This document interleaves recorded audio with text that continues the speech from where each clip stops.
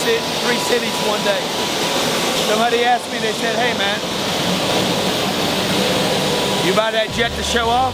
I bought that jet so I could do 3 and 4 cities in one day.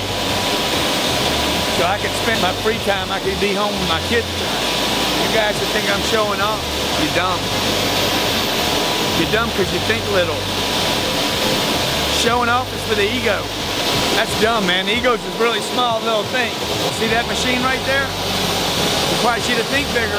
How do I get to more places in front of more people and then get back to be with my family tonight? And how can I do that for my crew, like the dude shooting the video, Johnny the camera guy, awesome dude.